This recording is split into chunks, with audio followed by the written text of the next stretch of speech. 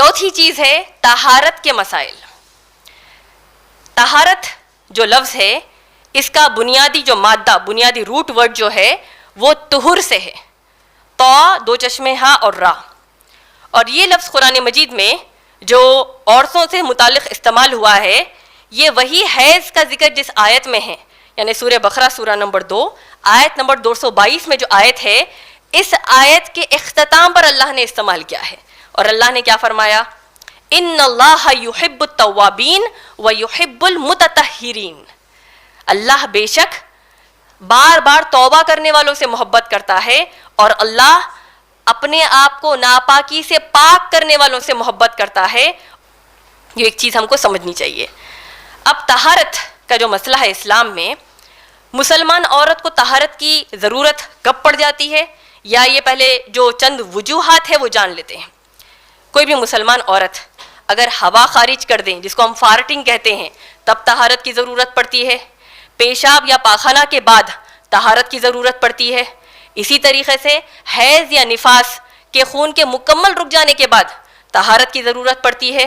اسی طریقے سے شوہر سے ہم بستری کرنے کے بعد طہارت کی ضرورت پڑتی ہے. اور اسی اعتبار سے اگر کسی اور وجہ سے، یعنی عام طور پر جو احتلام جس کو کہتے ہیں، پانچویں ہے احتلام یا ویٹ ڈریم جس کو کہتے ہیں، سیکشل ڈسچارج وتھ پلیجر اگر ہو جائے تب بھی آپ کو طہارت کی ضرورت پڑتی ہے. اور چھٹی چیز، کسی اور وجہ سے اگر سیکشل ڈسچارج ہو جائے تب بھی آپ کو طہارت کی ضرورت ہے. یہ 6 چیزیں ہم کو بنیادی یاد رکھنی چاہیے. اب یہ 6 چیزوں میں طہارت تو ہم کو لینی ہے، لیکن اس کا طریقہ کیا ہے؟ تو یہ جان لیجئے کہ طہارت کی 3 شکلیں ہیں. 3 اس کے لیولز آپ اس کو بولیے، یا 3 اس کی شکلیں ہیں. طہارت کی سب سے پہلی شکل ہے کہ جب آپ پیشاب کرنے کے بعد پیشاب کی جگہ کو صرف اپنے بائیں ہاتھ سے، لیفٹ ہینڈ سے، آپ پانی کے ذریعے اس جگہ کو مکمل صاف کر دیں گے، یہاں تک کہ پیشاب کے خطروں کی بھی کوئی نشانی نہ رہے. اور پھر اسی طریقے سے پاخانہ کی جگہ کو بھی کرنے کے بعد اس کی جگہ کو بھی مکمل صرف بائیں ہاتھ سے، رائٹ ہینڈ استعمال نہیں کریں گے، دایاں ہاتھ بالکل استعمال نہیں کریں گے، صرف بائیں ہاتھ سے اس جگہ کو مکمل صاف کر دیں گے، یہاں تک کہ وہاں کوئی گندگی کی نشانی بھی موجود نہ ہو. تو یہ طہارت کی پہلی شکل ہو گئی کہ آپ مکمل اپنی شرمگاہ کو مکمل صاف کر رہے ہیں. اسلامی نقطۂ نظر سے اگر پانی میسر نہ ہو، یعنی پانی اویلیبل نہ ہو، تو اس حالت میں، جس کو عام طور پر ہم استنجا کہتے ہیں، یعنی اینٹ کے ڈھیلوں سے آپ پیشاب یا پاخانہ کی جگہ کو مکمل صاف کر دیں گے، یہاں تک کہ بالکل کوئی گندگی کی نشانی نہ رہے اور وہ مکمل جگہ سوکھی رہے. اینٹ کے ڈھیلے جس کو پیسز آف برک کہتے ہیں، یا ٹیشو پیپر کے ذریعے یا کسی بھی چیز کے ذریعے مکمل اس جگہ کو آپ پاک صاف کر لیں گے. تو یہ کیا ہو گئی؟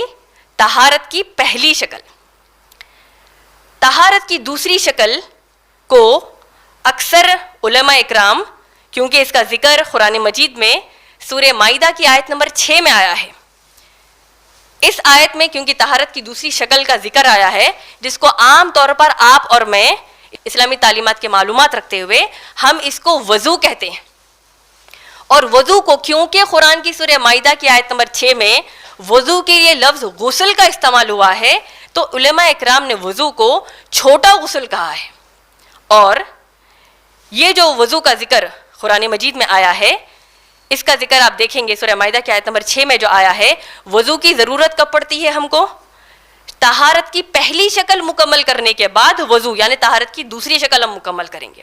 اور یاد رکھیے میری بہنوں، طہارت کی پہلی شکل ہی اگر مکمل نہ ہوئی ہو، یعنی اس میں کوئی کوتاہی ہو گئی ہو یا اس میں کوئی کمی رہ گئی ہو، تو پھر اب طہارت کی دوسری شکل نہیں کر سکتے، اس پر عمل نہیں کر سکتے. دوسری شکل پر عمل نہیں کیا تو ہماری کوئی نماز قبول نہیں ہوگی اور ہم جہنمی گنہگار بے نمازی کہلائیں گے، نعوذ باللہ. تو یہ جاننا ہمارے لیے بڑا ضروری ہے. پہلی شکل کو مکمل طریقے سے ہم عمل میں لائیں گے. دوسری شکل یعنی وضو. اب وضو کا طریقہ کیا ہے؟ ہم سب جانتے ہیں کہ ہم بسم اللہ کہہ کر وضو کی شروعات کریں گے. سیدھے ہاتھ میں پانی لے کر بائیں ہاتھ کو اس کے اوپر ڈال کر پانی سے پورا ہاتھ کو دھوئیں گے. پھر ویسے ہی دائیں ہاتھ کو یعنی رائٹ ہینڈ کو بھی دھوئیں گے. کتنی مرتبہ کریں گے؟ 3 مرتبہ کریں گے. 1 مرتبہ فرض ہے، 3 مرتبہ اللہ کے رسول محمد صلی اللہ علیہ وسلم کی سنت ہے. بسم اللہ کہیں گے, ہاتھوں کو آپ دھو لیں گے, پھر سیدھے ہاتھ سے پانی لے کر 3 مرتبہ آپ کلی کریں گے. بہتر یہ ہوگا کہ آپ غرارہ کر لیں اور انگلی اگر آپ منہ میں ڈال کر دانت کو بھی صاف کر لیں تو ہمارے لیے اچھا ہو جائے گا. ناک میں پانی آپ سیدھے ہاتھ سے ڈال کر بائیں ہاتھ کی کوئی انگلی سے اپنی نک پڑیوں کو صاف کریں گے, یعنی نوسٹرلز کو صاف کریں گے. اور اللہ کے رسول محمد صلی اللہ علیہ وسلم نے صحیح مسلم کی حدیث میں خاص حکم دیا ہے کہ تم فجر کی نماز کو جب وضو بناؤ تو اپنی نک پڑیوں میں پانی خوب اچھے سے ڈال کر صاف کرنا, کیونکہ شیطان تمہاری نک پڑیوں میں اپنی رات گزارتا ہے. تو اچھے سے ہم کو نک پڑیوں کو بھی صاف کرنا ہے 3 مرتبہ. پھر چہرے کو آپ مکمل طور پر یعنی پیشانی کی شروعات سے لے کر یہاں ٹھڈی تک یعنی چن تک اور دونوں کان کی لولیوں کے بیچ میں پورے مکمل آپ کے چہرے کو آپ 3 مرتبہ دھو لیں گے. اس کے بعد پانی لے کر سیدھے ہاتھ پر ہم 3 مرتبہ کونی تک مکمل 3 مرتبہ اس کو دھو لیں گے. پھر ویسے ہی بائیں ہاتھ کو 3 مرتبہ دھو لیں گے.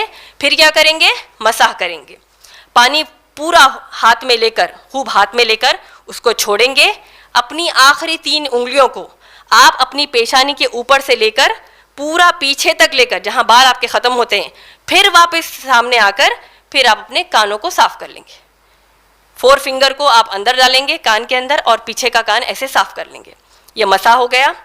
اس کے بعد پیر دھو لیں گے, سیدھا پیر 3 بار, بایاں پیر 3 بار, اور اس کی مسنون دعا پھر وضو کی پڑھ لیں گے. یہ وضو کا طریقہ ہو گیا طہارت کی دوسری شکل.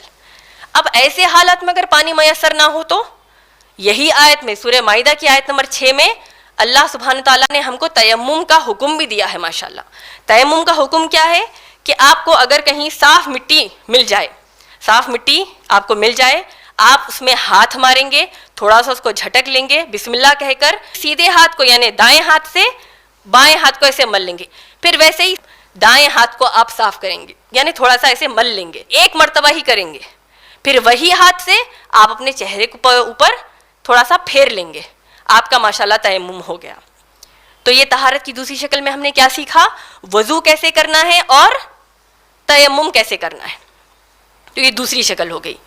طہارت کی تیسری شکل کو غسل کہا جاتا ہے, اور غسل کو علماء اکرام طہارت کی دوسری شکل سے علیحدہ کرنے کے لیے, کیونکہ دوسری شکل کو وضو اور چھوٹا غسل بھی کہا گیا ہے, اس کو صرف غسل بھی کہا جاتا ہے, بڑا غسل بھی کہا جاتا ہے, بڑا وضو بھی کہا جاتا ہے. کیوں؟ کیونکہ اس میں یعنی غسل میں پورے جو وضو کے جو اراکین ہیں وہ بھی آئے ہیں اور زیادہ اراکین آئے ہیں. تو تیسری شکل طہارت کی ہے, وہ کیا ہے, غسل. پہلے جان لیتے ہیں کہ غسل کی ضرورت کب پڑتی ہے. غسل کی ضرورت پڑتی ہے مسلمان عورت کے لیے جب وہ حیض اور نفاس کے خون سے مکمل پاک ہو جائے. اسی طریقے سے شوہر سے ہمبستری کے بعد بھی. شوہر کی ہمبستری میں خاص جو احادیث میں الفاظ احادیث کے معنی ہم کو ملتے ہیں وہ یہ ہے کہ اگر میاں اور بیوی کی شرمگاہیں آپس کو چھو لیں یا دخول ہو جائیں, سیکشل ڈسچارج وتھ پلیجر ہو جائیں, تب بھی آپ کو غسل لینا ہے. احتلام کے بعد بھی یعنی ویٹ ڈریمز کے بعد بھی آپ کو غسل لینا ہے, یہ فرض ہے ہمارے اوپر. اب غسل کا طریقہ کیا ہے دیکھیے. غسل کے طریقے میں وہی بسم اللہ آپ بول کر آپ سب سے پہلے ناف سے لے کر یعنی نیول جس کو آپ کہتے ہیں, نیول سے لے کر نیچے تلوے تک, آپ کے پیر کے تلوے تک پورے اس حصے کو مکمل پانی سے اچھے سے صاف کر دیں گے. یہاں تک کہ خاص طور پر اپنی شرمگاہوں کو اچھے سے دھوئیں گے. یہ دیکھ لیں گے کہ کہیں نفاس یا حیض کا کچھ خون کے کچھ اثرات باقی نہ رہیں یا منی کہیں بھی نہ رہیں, تو اس کو آپ اچھے سے صاف کر لیں. تو وضو میں آپ جس طرح وضو بناتے ہیں پہلے بسم اللہ کہیں گے, لیکن پہلے اس حصے کو مکمل دھو لیں گے, ناف کے نیچے کے حصے کو مکمل دھو لیں گے. اس کے بعد اب آپ وضو جس طرح نماز میں بناتے ہیں ویسے وضو بنا لیں گے. پیر ابھی نہیں دھوئیں گے. صحیح بخاری کی اب حدیث پڑھیں گے تو کیا پتہ چلتا ہے, غسل جب اللہ کے رسول محمد صلی اللہ علیہ وسلم لیتے تو اپنے اس حصے کو مکمل دھونے کے بعد ہم کو حکم دیا کہ آپ وضو بنانا مکمل شروع کر دیجئے.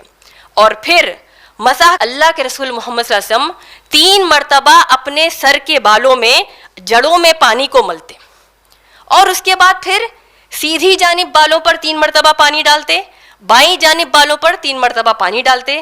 اسی طریقے سے جسم پر مونڈھے سے یعنی شولڈر سے سیدھی جانب 3 مرتبہ پانی ڈالتے کہ 3 مرتبہ right side of the body یعنی سیدھے ہاتھ کا پورا جسم مکمل بھیگ جائے. پھر بائیں طرف 3 مرتبہ آپ کو ڈالنا ہے. پھر اس جگہ سے ہٹ کر اللہ کے رسول محمد صلی اللہ علیہ وسلم نے حکم دیا کہ 3 مرتبہ دایاں پیر اور پھر بایاں پیر جیسا وضو میں دھوتے ہیں اس کو دھو لیں. تو یہ غسل ہو گیا. تو غسل کی اہمیت میں نے بتا دی کہ کب غسل کرنا ہے اور غسل کیا ہے، ماشاءاللہ یہ بھی پتہ چل گیا. لیکن آپ سب سے یہ بھی میں نصیحت یا گزارش یہ بھی کروں گی جو آپ کو اور مجھے ہم سب کو انشاءاللہ فالو کرنا ہے، وہ یہ ہے کہ اگرچہ ہم کو کئی بار غسل کی ضرورت نہ بھی پڑے، وضو کرنے کی بھی ضرورت ہو سکتا ہے ہم کو کئی بار نہ پڑے، نمازوں کے اوقات کے علاوہ بھی اگر بیت الخلاء جاتے ہیں، اپنے آپ کو طہارت کی پہلی شکل سے مکمل صاف کر لیتے ہیں، تب بھی اگر آپ وضو بنا لیں گے تو اللہ کے رسول محمد صلی اللہ علیہ وسلم نے کیا فرمایا، جتنے اعضاء آپ کے وضو میں بھیگتے ہیں ان کے گناہ معاف ہو جائیں گے. تو یہ ایک ماشاءاللہ طہارت کی تیسری شکل ہے، وہ ہے غسل. پہلی شکل ہے عام طہارت، یعنی پیشاب پاخانہ کے بعد جو آپ کو صفائی کرنی ہے. دوسرا ہے نماز کے لیے جو آپ کو وضو بنانا ہے. تیسرا ہے بڑی طہارت جس کو غسل کہتے ہیں. تو یہ ہو گیا عورتوں کے 5 مسئلوں میں کا پہلا مسئلہ، حیض، نفاس، استحاضہ اور طہارت کے مسائل.